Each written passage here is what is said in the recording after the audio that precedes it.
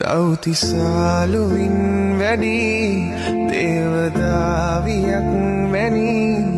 ඔබට පරදී නෙළුම් මල් පෙති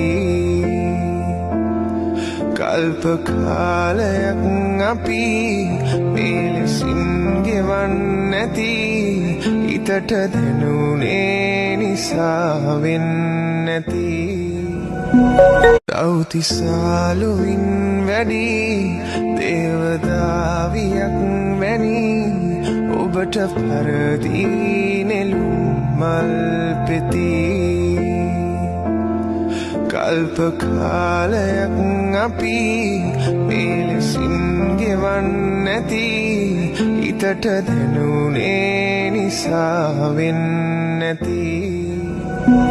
දවතිසාලුවින් වැඩි දේවදාවියක් වැනි ඔබට පරදී නෙළුම් මල් පෙති